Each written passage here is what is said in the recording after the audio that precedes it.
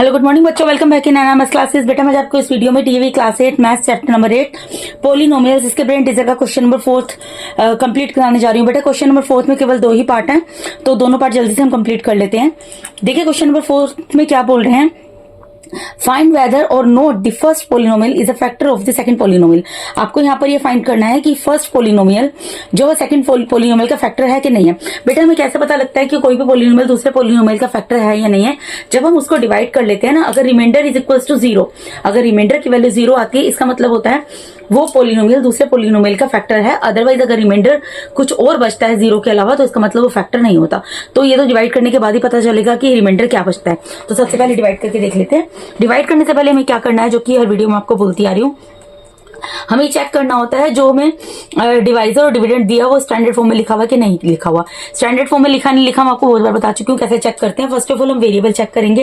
Variable यहाँ पर क्या है बच्चे? वेरिएबल यहाँ पर एक्स है, ठीक है। तो यहाँ पर एक्स की जो एक्सपोनेंट पावर क्या दी है, 4 दी है, उसके बाद 3 दिया, उसके बाद 2 दिया, उसके बाद कुछ नहीं है तो 1 है, उसके बाद कॉन्स्टेंट की टर्म दिया। इट मीन्स ये हमारा स्टैंडर्ड फॉर्म में लिखा है, तो इसमें कुछ भी चेंजेस करने की जरूरत नहीं है। और जो हमारा डिवाइजर है वो भी हमारा स्टैंडर्ड फॉर्म में लिखा हुआ है, तो हमें सिर्फ इसको डिवाइड करना है। तो सबसे पहले तो साइड में एक लाइन खींच लेते हैं रफ वर्क के लिए, ठीक है जी।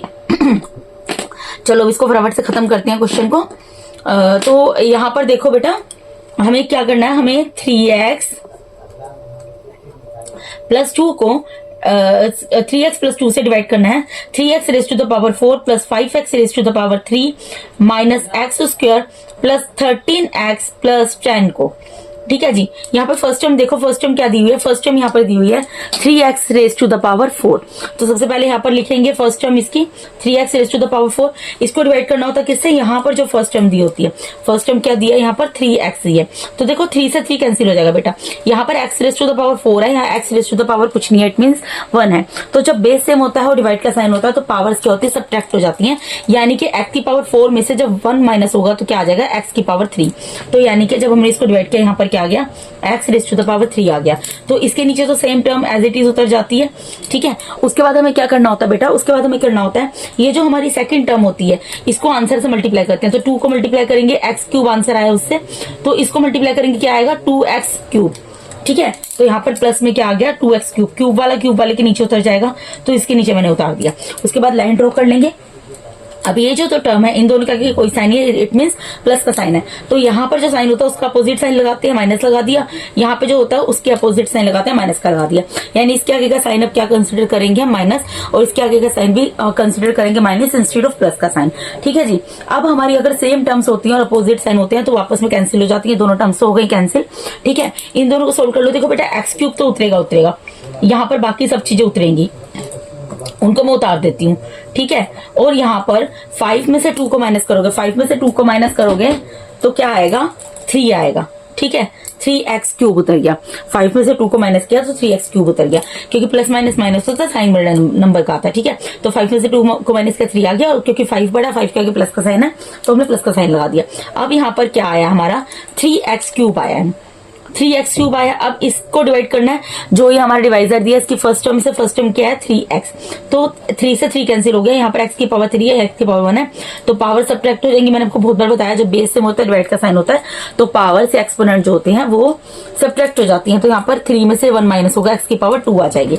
तो यहाँ पर क्या आ गया, प्लस में x raise to the power 2 आ गया, 2 आ गई। अब ये टर्म एज इट इज उतर जाएगी हमारी, ठीक है। उसके बाद यहाँ पर क्या 2 है, 2 से सेकंड टर्म जो होती है 2 है, जो भी मतलब सेकंड टर्म दी होती है उसको हमें क्या करना होता है, नेक्स्ट टाइम जो आंसर आता है उससे मल्टीप्लाई करना। तो इस बार आंसर क्या है, एक्स स्क्वायर, तो इसको मल्टीप्लाई करेंगे क्या आ जाएगा, 2x स्क्वायर। तो एक्स स्क्वायर वाली टर्म एक्स स्क्वायर वाली टर्म के नीचे उतरेगी, इसके नीचे उतरेगी, ठीक है।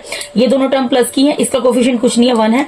ये दोनों टर्म्स, यहाँ पर प्लस का साइन है, इसको माइनस कंसिडर करेंगे, यहाँ प्लस का साइन है, इसके आगे के साइन को माइनस कंसिडर करेंगे। जो भी साइन होता है उसका जस्ट अपोजिट साइन लग जाता है।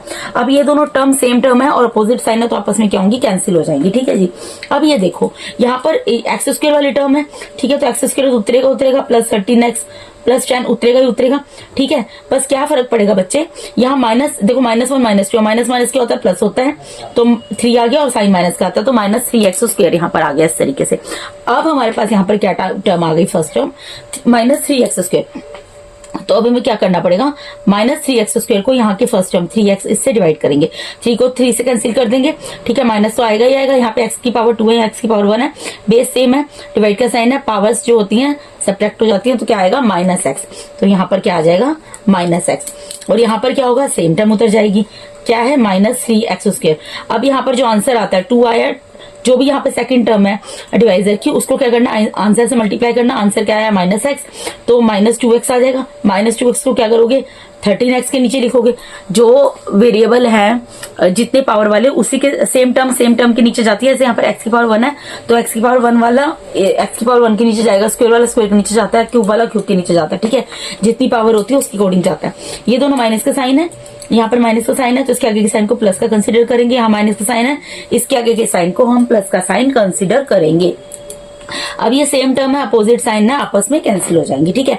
अब यहाँ पे प्लस का 12, प्लस का 13 और प्लस का 2 है, प्लस प्लस क्या होते हैं, प्लस ही होती है, साइन प्लस का आता है, तो 13 + 2 कितना हो जाएगा 15 प्लस 10, ठीक है। अब देखो यहाँ पर क्या आ गया हमारा, यहाँ पे 15x आ गया, अब 15x को ऊपर रखेंगे और डिवाइड करेंगे किससे, यहाँ पे जो हमारे डिवाइजर है उसकी फर्स्ट टर्म है, तो x से तो x कैंसिल हो जाएगा, 3 × 1 = 3, 3 × 5 = 15, यानी कि कितना आ गया डिवाइड करके 5 आ गया, तो यहाँ पर क्या आएगा बच्चे, यहाँ पे आएगा प्लस का 5, ठीक है बेटा, यहाँ पर आ गया प्लस का 5, तो यहाँ पे तो सेम टर्म उतर जाती है, 15x उतर गया, यहाँ पे क्या बचा है 2 बचा है, ये जो सेकंड टर्म है इसकी क्या है 2 है, 2 को किससे मल्टीप्लाई करना, जो आंसर क्या है 5, तो 2 को 5 से मल्टीप्लाई करेंगे क्या आएगा 10 आएगा, प्लस का 10 है तो इसके नीचे उतर गया, जो कांस्टेंट है वो कांस्टेंट के टर्म के नीचे उतर गई, ठीक है। ये दोनों टर्म जो है प्लस की है, क्योंकि ये प्लस की है तो इसका अपोजिट साइन हम कंसिडर करेंगे माइनस, ये प्लस की है इसका भी अपोजिट साइन कंसिडर करेंगे माइनस।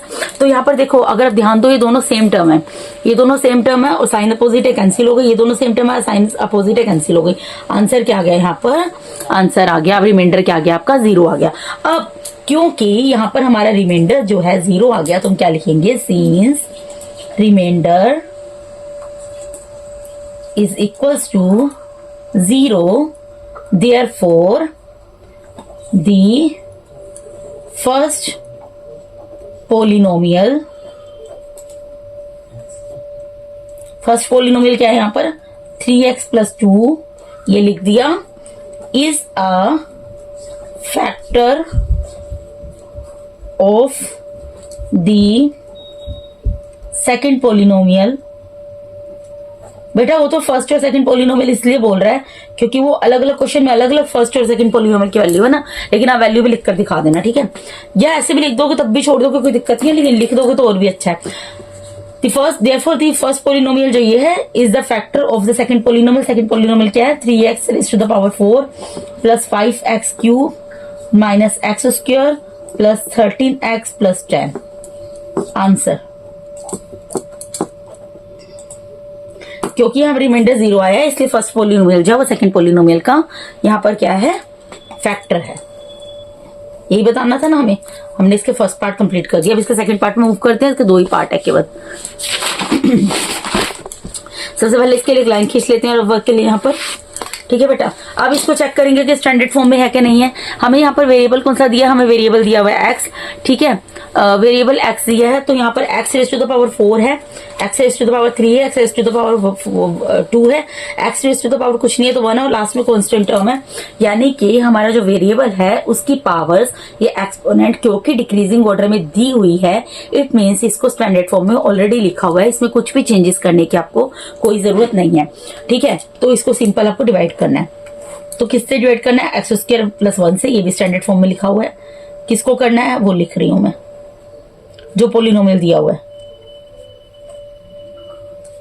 ठीक है जी। अब डिवाइड करना स्टार्ट करते हैं। यहाँ पे फर्स्ट टर्म क्या है x⁴, तो यहाँ पर उतारेंगे x⁴।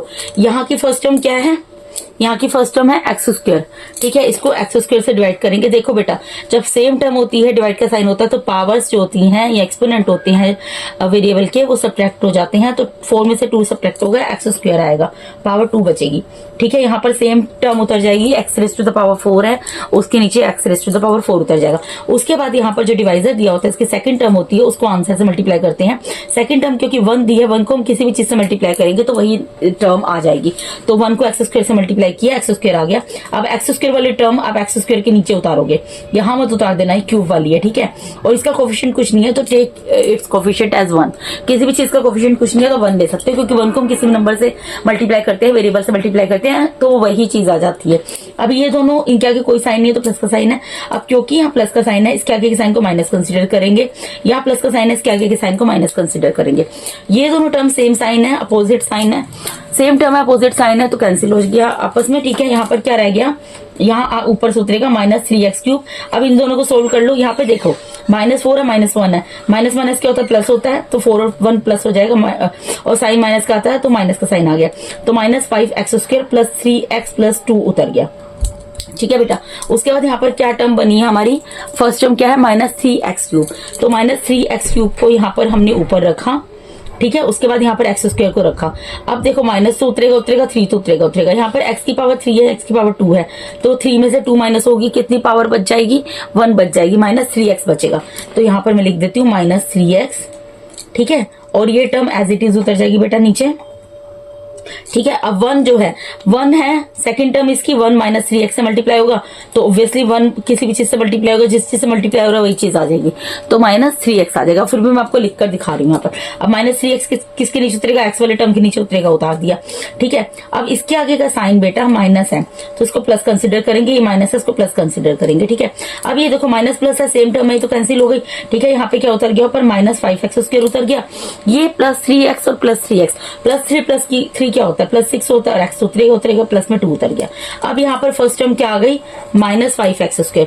अब यहाँ पर -5x² को आपको डिवाइड करना है, यहाँ पर जो फर्स्ट टर्म दी है x² उससे, ठीक है। तो x² से x² कैंसिल हो जाएगा, क्या आएगा, -5 आएगा, ठीक है। इसके नीचे सेम टर्म उतर जाएगी, -5x² उतर गया, और +1 को प्लस अभी ये -5 आया ना, -5 को यहाँ ऊपर उतार के दिखाओ, यहाँ पर दिखा दिया, ठीक है। अब प्लस के 5 को -5 से मल्टीप्लाई करेंगे, क्या आएगा, -5 आएगा, ठीक है बेटा।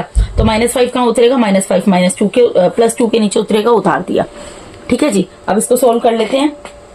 देखो बेटा, इसको सोल्व करोगे, यहाँ पर क्या आएगा आपका, यहाँ पर देखो ये दोनों माइनस के हैं, ये साइन देखना होता है, माइनस का प्लस का कंसीडर करेंगे, माइनस का इसको प्लस का कंसीडर करेंगे। अब ये दोनों सेम टर्म है, अपोजिट साइन है, आपस में कैंसिल हो जाएंगी। यहाँ पर क्या आएगा, 6x और +5 +2 + 5 क्या होता है, +7 होता है, ठीक है। अब इसको डिवाइड नहीं कर सकते, क्यों नहीं कर सकते, क्योंकि यहाँ पर देखो, यहाँ x की पावर 1 है और यहाँ x का स्क्वायर है, ऐसा क्वेश्चन भी आया था ना आपका, ठीक है। क्यों नहीं डिवाइड कर सकते बेटा, क्योंकि यहाँ पे x की जो पावर है वो कम है यहाँ की पावर से। अगर यहाँ पावर ज्यादा आती है, यहाँ पावर कम आती है, तो उसको हम डिवाइड नहीं कर सकते, तो हमें इसका रिमाइंडर ही छोड़ना पड़ेगा। अब देखो, क्योंकि इसका रिमाइंडर यहाँ पर यह आया है, तो हम क्या लिखेंगे, since remainder is not equals to 0, therefore the first polynomial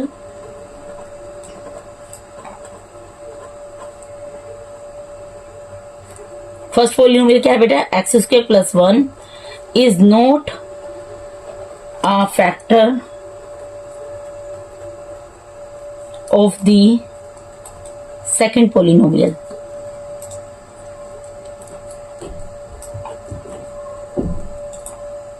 second polynomial क्या है बेटा, x⁴ - 3x³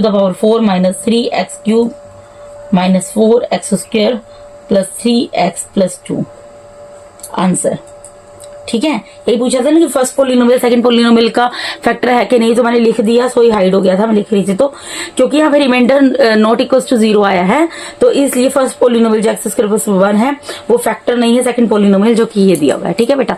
तो इसके साथ ही मैंने आपको यहाँ पर इस वीडियो में DAV class 8 maths chapter number 8 polynomials, इसके ब्रेन टीजर का क्वेश्चन नंबर 4 जो कि ब्रेन टीजर का लास्ट क्वेश्चन था, कंप्लीट करा दिया बेटा। इसके साथ ही हमारा चैप्टर नंबर 8 का ब्रेन टीजर पूरा कंप्लीट होता है। अगर आप मेरे चैनल पे नए हैं और पुराने भी हैं, और अगर आप लोगों को मेरा टीचिंग मेथड अच्छा लगता है और अभी तक आपने मेरे चैनल को सब्सक्राइब नहीं किया, तो काइंडली बेटा मेरे चैनल को सब्सक्राइब कर दो, और अपने फ्रेंड्स के साथ, डियर के साथ मेरे चैनल के लिंक को भी शेयर करो, और मेरे वीडियोस को लाइक करो और शेयर करो, ठीक है बेटा। और अगर आप लोगों को कोई भी डाउट होता है तो कमेंट बॉक्स में क्वेरी पुट करो। अगर आपको कोई भी मेरा पढ़ाया हुआ क्वेश्चन समझ नहीं आता है तो आप मुझे कमेंट कर सकते हैं, मैं उस क्वेश्चन को दोबारा से आपको समझा दूंगी, ठीक है जी। और thank you so much for watching my videos बेटा, god bless all of you, thank you so much.